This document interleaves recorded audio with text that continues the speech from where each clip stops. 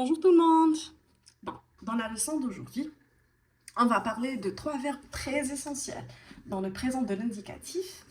Bon, je ne sais pas pourquoi cette ligne, j'arrive pas à la faire. Ben voilà, ça a marché.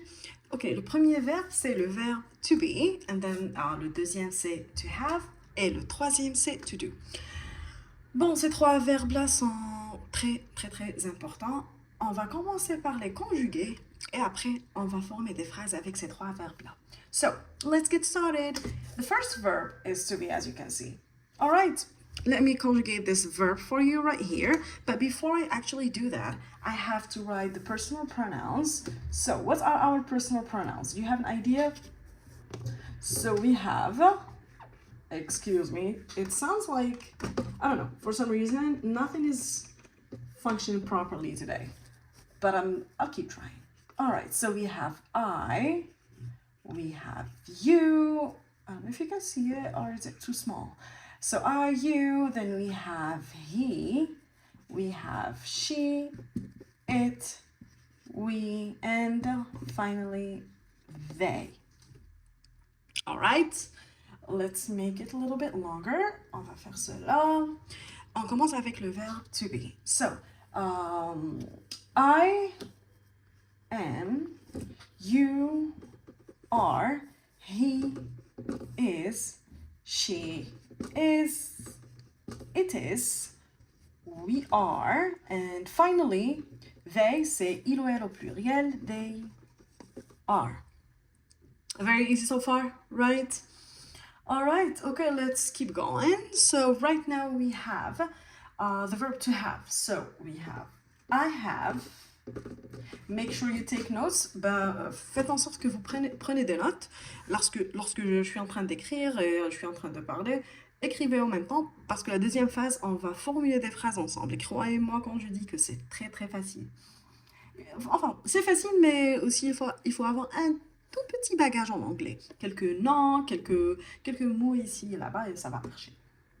Ok, so I have. Après, on a you have.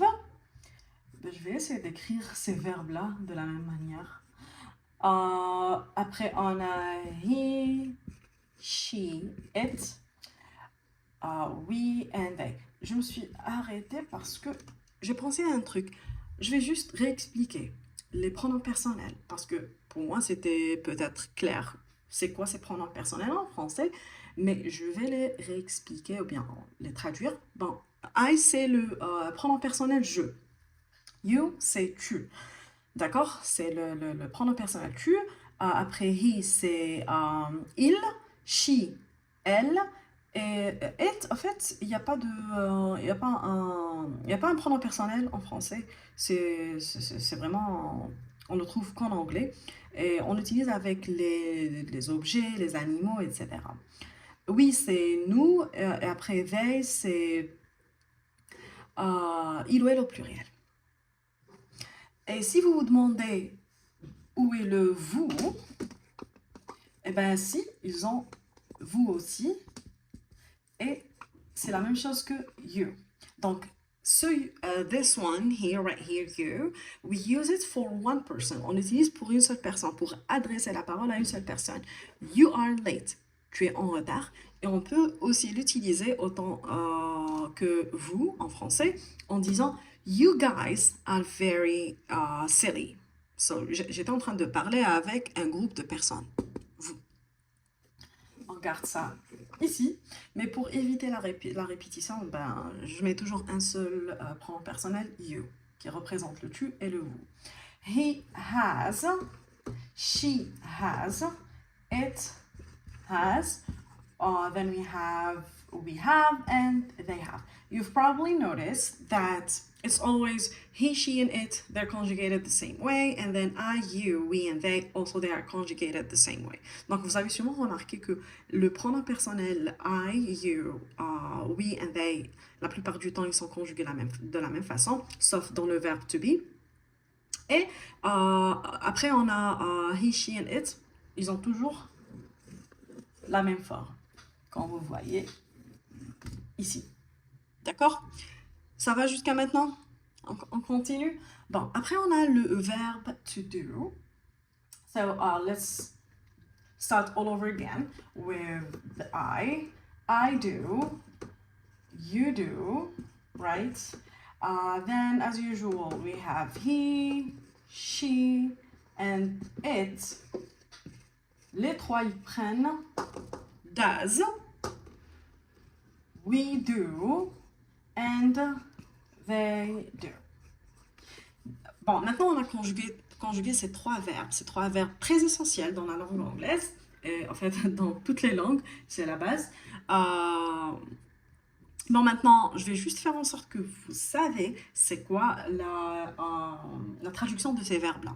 Bon, to be, en français, c'est le verbe être. To have et to do, c'est le verbe. Donc, je disais que j'allais expliquer ces trois verbes. Et je me rappelle que je me suis arrêtée ici dans le verbe to do, qui est le verbe faire. Ok? Allez, on récapitule. On a to be, c'est le verbe être. I am, you are, he is, she is, it is, we are, and they are. Après, on a le verbe to have, c'est le verbe avoir. I have, you have, he has, she has, it has, we have, they have.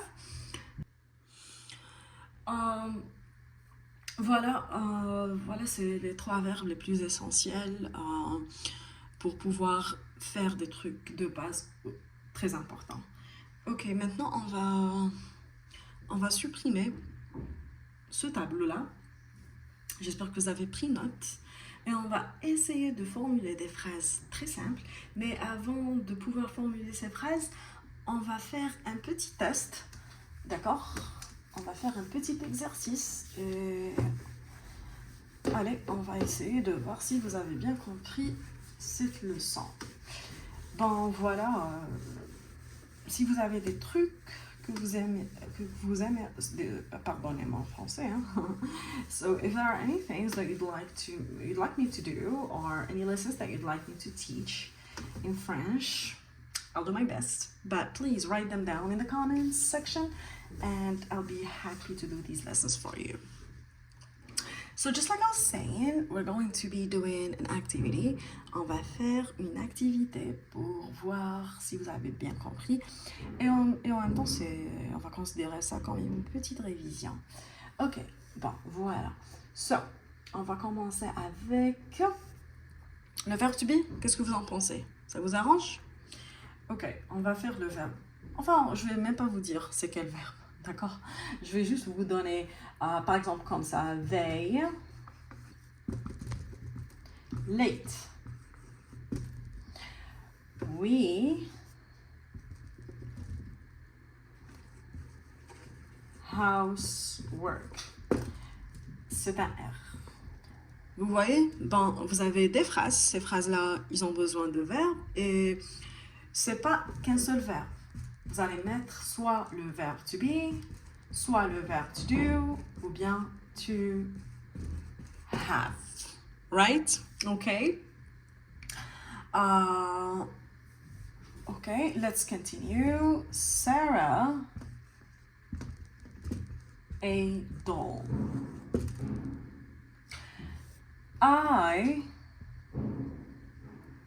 Enfin, c'est pas vraiment droit, mais bon.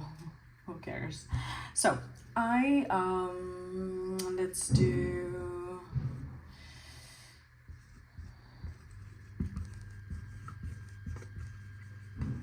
Voilà, ok. On rajoute quelques exemples de plus. Allez, let's add 2 more examples because we still have some more space down here. Let's go with the personal pronoun you.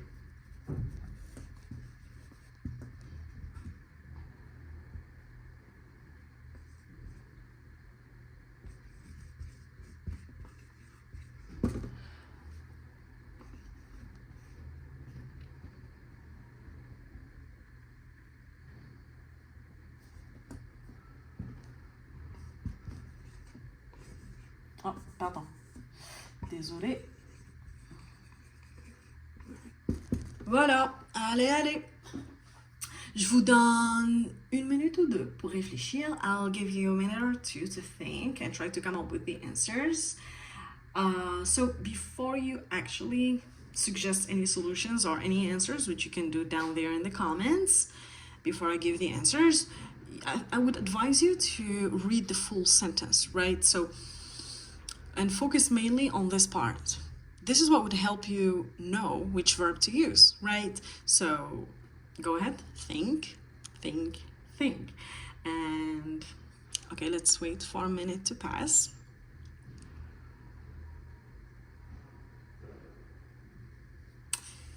I don't know if you could hear the wind. It's very windy out there.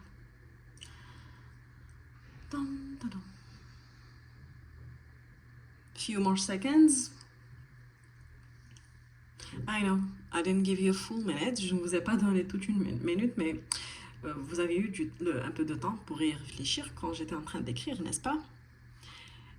Alright, let's get started. On va commencer. On a le pronom personnel they. C'est il ou elle au pluriel. Et après, on a le mot late. Qu'est-ce que ça veut dire late? Late, c'est être en retard. Late, c'est être en retard. Ou bien un truc qui est en retard. Mais puisque là, on a des gens, c'est forcément être en retard. Du coup, qu'est-ce que vous proposez pour nous? Est-ce qu'on va utiliser to be, to do or to have? Est-ce qu'on dit they are late or they do late or they have late? Clairement, la réponse, c'est they. Et ça recommence, le problème recommence.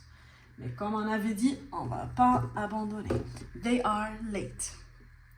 Donc, ils ou elles, au pluriel, sont en retard. Ils sont en retard.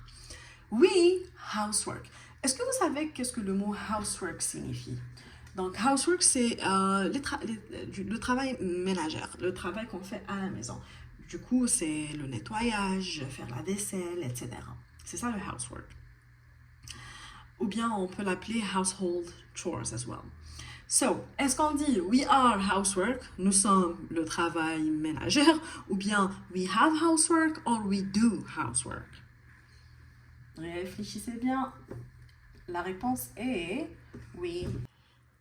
Après, on a Sarah, a doll. Sarah, bon, c'est clair que c'est un prénom de fille. A doll signifie un jouet. Bon, qu'est-ce que vous proposez? Sarah is a doll. Sarah est une poupée. Ou bien Sarah does a doll. Ou bien Sarah has a doll. Qu'est-ce qu'on propose? Hein? Ben moi, je propose Sarah has... Qu'est-ce que je suis en train d'écrire là? Sarah has a doll. Bon, c'est pas faux de dire Sarah is a doll. Peut-être on est en train de dire que la poupée s'appelle Sarah, right? Ou bien je prends une poupée et je vous dis Sarah is a doll, right? Parce que là, j'ai donné un prénom à cette poupée-là et je suis en train de vous dire que... Bon, on continue. On va maintenant passer au prénom personnel I. A nice person. So do you say I have a nice person, I am a nice person, or I do a nice person? Donc, clairement, c'est I... Oh my God. En fait, il y a de l'encre dedans, mais je ne sais pas pourquoi ça ne fonctionne pas. I am a nice person. Okay. Then, you, a red car. Bon, c'est quoi car? What do we mean by the word car? Red, c'est la couleur rouge. Car, c'est une voiture. Right? Donc, je vous propose you have a red car. Tu as une voiture rouge. Et enfin, it the cleaning. It has the cleaning. It is the cleaning or it does the cleaning. Donc, clairement, c'est it does. What do you mean? En fait, ici, it, je vous ai déjà expliqué que le it, en anglais, on l'utilise pour parler des objets, des animaux, etc. Et quand je dis cleaner, c'est le nettoyage. Est-ce que ça vous a passé par l'esprit que peut-être on est en train de parler d'une machine? Une machine qui fait du nettoyage. Du coup, c'est it does. Donc voilà, j'espère que vous avez bien apprécié cette leçon. If you have any other requests or other lessons that you would want me to explain in French and English together, then please write them down in the comments and I'll be really happy and pleased to do them for you. Take care and see you in the next video.